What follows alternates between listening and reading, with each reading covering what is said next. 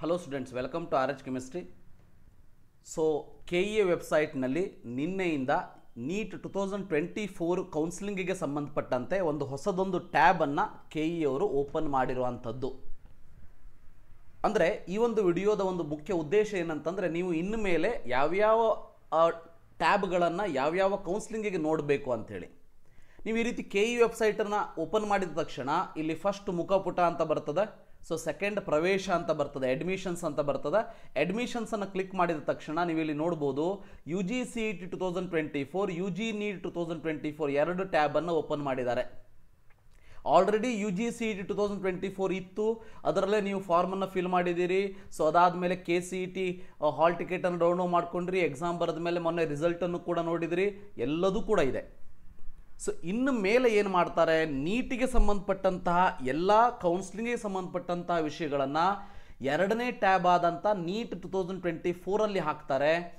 So CETಗೆ ಸಂಬಂಧಪಟ್ಟಂಥ ವಿಷಯಗಳನ್ನು CET 2024 ಹಾಕ್ತಾರೆ. ಕೆಲವೊಂದಷ್ಟು ಎರಡೂ ಕಡೆ ಸಂಬಂಧಪಟ್ಟಂತಹ ವಿಷಯಗಳಿರ್ತದೆ.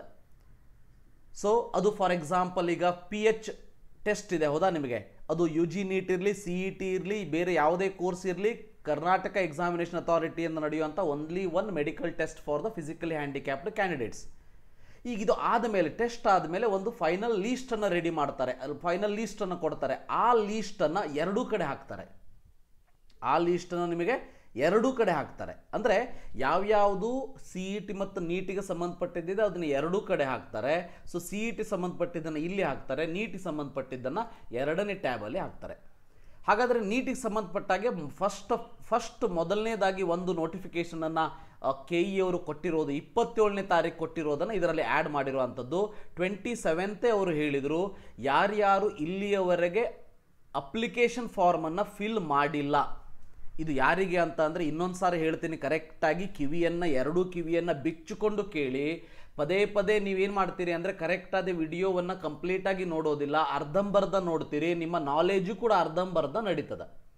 ಸೊ ಅದಕ್ಕೆ ಕ್ಲಿಯರ್ ಕಟ್ಟಾಗಿ ಹೇಳ್ತೀನಿ, ಅರ್ಥ ಮಾಡ್ಕೊಳ್ಳಿ. ಇಲ್ಲಿಯವರೆಗೆ ಯಾರು ಈ ವರ್ಷದ UGCET 2024 ಫಾರ್ಮನ್ನು 600 ರೂಪಾಯಿ ಕೊಟ್ಟು ಫಿಲ್ ಮಾಡಿದ್ದೀರಿ, ನೀವು ಎಕ್ಸಾಮ್ ಬರೆದಿರ್ಬೋದು, ಬರೆದೇನೇ ಇರ್ಬೋದು, ನೀವು KCET ಎಕ್ಸಾಮ್ ಬರೀರಿ ಬರದೇ ಇರಿ, ಬಟ್ UGCET ಫಾರ್ಮನ್ನು ಫಿಲ್ ಮಾಡಿದ್ದೀರಿ, ನಿಮ್ಮ ಹತ್ರ 600 ರೂಪೀಸ್ ಪೇ ಮಾಡಿದ ಮೇಲೆ ಈ ಸ್ಕೂಲ್ ಡೀಟೇಲ್ಸ್ ಎಲ್ಲ ಅಪ್ಡೇಟ್ ಮಾಡಿರುವಂಥ ಒಂದು ಫಾರ್ಮ್ ಏನಿದೆ ಅದು ಇದ್ದರೆ ಇದರ ಬಗ್ಗೆ ಮತ್ತೆ ತಲೆ ಕೆಡಿಸ್ಕೊಳ್ಳೋ ಅಂಥ ಅವಶ್ಯಕತೆ ಇಲ್ಲ. ನೀವು ಈ ಫಾರ್ಮನ್ನು ಫಿಲ್ ಮಾಡುವಂಥ ಅವಶ್ಯಕತೆ ಇಲ್ಲ, ಇದು ನಿಮಗೆ ಅಲ್ಲ. Very important. ಇದು ಯಾರಿಗೆ ಅಂತ ಅಂದರೆ ಇಲ್ಲಿಯವರೆಗೆ ಯಾರು UGCET ಫಾರ್ಮನ್ನೇ ಫಿಲ್ ಮಾಡಿಲ್ಲ. ನೀವು ಕೇಳ್ಬೋದು, ಸರ್ ಅಂಥವ್ರು ಇರ್ತಾರ? ಹಾಗಾದರೆ ಡೆಫಿನೆಟ್ ಆಗಿ ಇರ್ತಾರೆ. ಯಾಕಂತಂದರೆ ಅವರ ಒಂದು ಕಾನ್ಸಂಟ್ರೇಷನ್ ಓನ್ಲಿ ನೀಟ್ ಆಗಿರ್ತದೆ. ಇಲ್ಲಿವರೆಗೆ ಸಾಕಷ್ಟು ಸಾರಿ ನೀಟ್ ಆಗಿದ್ರೂ ಕೂಡ, ನಿಮ್ಮ ಕಾನ್ಸಂಟ್ರೇಷನ್ ನೀಟೇ ಆಗಿದ್ರೂ ಕೂಡ CET ಫಾರ್ಮನ್ನು ಫಿಲ್ ಮಾಡಲೇಬೇಕು. ಮುಂದೆ ಎಕ್ಸಾಮ್ ಬರೆಯೋದು ಬಿಡೋದು ನಿಮಗೆ ಬಿಟ್ಟಿದ್ದು ಅಂತ ನೂರಾರು ಬಾರಿ ನಾವು ಕೂಡ ಹೇಳಿರ್ತೀವಿ, KEA ಅವರು ಕೂಡ ಹೇಳಿರ್ತಾರೆ. ಬಟ್ ಇದು ಯಾವುದರ ಬಗ್ಗೆನೂ ತಲೆ ಕೆಡಿಸ್ಕೊಳ್ದೇನೆ ನೀಟಿಗೋಸ್ಕರ ಪ್ರಿಪೇರ್ ಆಗ್ತಿರ್ತಾರೆ. ರಿಸಲ್ಟ್ ಬರ್ತದೆ, ನೀಟ್ ಎಕ್ಸಾಮಿನೇಷನ್ ಬರೀತಾರೆ, ಅವೆಲ್ಲ ಬರೆದ ಮೇಲೆ ಒಂದೇ ಸಾರಿ ಎಚ್ಚೆತ್ತುಕೊಳ್ತಾರವರು, ಕುಂಭಕರ್ಣ ನಿದ್ದೆಯಿಂದ ಎದ್ದಾಗೆ. ಸೊ ಎಚ್ಚೆತ್ಕೊಳ್ಳೋದು ಆ ಕಡೆ ಈ ಕಡೆ ನೋಡ್ತಾರೆ, ಎಲ್ಲರೂ ಹೇಳ್ತಿರ್ತಾರೆ ನೀವು ಫಾರ್ಮನ್ನು ಫಿಲ್ಲೇ ಮಾಡಿಲ್ಲ, ನೀವು ಕೌನ್ಸಿಲಿಂಗಲ್ಲಿ ಪಾರ್ಟಿಸಿಪೇಟ್ ಮಾಡೋಕ್ಕೆ ಬರೋದಿಲ್ಲ. ಅಂತಹ ವಿದ್ಯಾರ್ಥಿಗಳಿಗೆ ಇನ್ನೊಂದು ಅವಕಾಶವನ್ನು ಇಲ್ಲಿ ಕೊಟ್ಟಿರುವಂಥದ್ದು. ಯಾರ್ಯಾರು ಇಲ್ಲಿಯವರೆಗೆ UGCET ಫಾರ್ಮನ್ನೇ ಫಿಲ್ ಮಾಡಿಲ್ಲ ಅಂಥವರಿಗೆ ಮಾತ್ರ ಇಲ್ಲಿ ಅವಕಾಶವನ್ನು ಕೊಟ್ಟಿರುವಂಥದ್ದು. ಸೊ 3 ದಿನಗಳ ಅವಕಾಶವನ್ನು ಕೊಡ್ತೀನಿ ಅಂತ ಹೇಳಿದ್ದಾರೆ.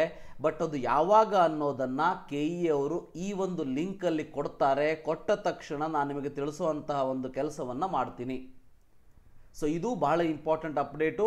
ಸೊ ಇನ್ಮೇಲೆ ನೀಟಿಗೆ ಸಂಬಂಧಪಟ್ಟಂಥ ಎಲ್ಲ ವಿಷಯಗಳು ನೀಟ್ 2024 ಅನ್ನೋ ಒಂದು ಅಂದರೆ ಟ್ಯಾಬಲ್ಲಿ ಕಾಣಿಸ್ತದೆ. ಸೊ ಅದರಲ್ಲಿ ಫಸ್ಟ್ ನೋಟಿಫಿಕೇಶನ್ ಇರೋದು ಮೊನ್ನೆ CETಯಲ್ಲಿ ಹಾಕಿರೋದನ್ನು ಇಲ್ಲಿ ಹಾಕಿರುವಂಥದ್ದು. ಅದೇನಂತಂದರೆ ಇನ್ಮೇಲೆ so MBBS, BDS, Unani, Ayurveda, homeopathy ಯಾವುದೇ ಆಗಿರ್ಬೋದು ಅದು. ಸೊ ಅರ್ಜಿಯನ್ನು ಸಲ್ಲಿಸೋದು ಕಡ್ಡಾಯ ಆಗಿರ್ತದೆ. ಸೊ 2024 CET ಫಾರ್ಮನ್ನು ನೀವು ಫಿಲ್ ಮಾಡಿಲ್ಲ ಅಂದರೆ ಈಗ ನೀವು ಫಿಲ್ ಮಾಡಬೇಕು. ಇದು ಎಲ್ಲರೂ ಮಾಡಬೇಕಾಗಿರುವಂತಹ ರಿಜಿಸ್ಟ್ರೇಷನ್ ಪ್ರೊಸೆಸ್ ಅಲ್ಲ. It is not a registration process for all, ಗೊತ್ತಿರಲಿ. ಸೊ ಇದು ಯಾರ್ಯಾರು ಫಿಲ್ ಮಾಡಿಲ್ಲ ಅಂಥವ್ರು ಮಾತ್ರ ಫಿಲ್ ಮಾಡಬೇಕಾಗಿರುವಂತಹ ಫಾರ್ಮು. ಅದಕ್ಕೆ ಅಂಥವರು ಯಾರಾದರೂ ನಿಮ್ಮಲ್ಲಿ ಇದ್ದರೆ, ಇದುವರೆಗೆ ಯು ಜಿ ಸಿ ಇ ಟಿಯನ್ನು ಫಾರ್ಮೇ ಫಿಲ್ ಮಾಡದೇ ಇದ್ದರೆ, ಯು ಜಿ ನೀಟನ್ನು ಅಷ್ಟೇ ಬರ್ಕೊಂಡು ರಿಸಲ್ಟನ್ನು ತೆಗೆದುಕೊಂಡು ಕೈಯಲ್ಲಿ ಇಟ್ಕೊಂಡು ಕೂತ್ಕೊಂಡಿದ್ರೆ, ನೀವು ಕೆ ಇಯಲ್ಲಿ 85% ಪಾರ್ಟಿಸಿಪೇಟ್ ಮಾಡಬೇಕು ಅಂತ ಇದ್ದರೆ ಈ ಒಂದು ಫಾರ್ಮನ್ನು ಫಿಲ್ ಮಾಡಲೇಬೇಕು.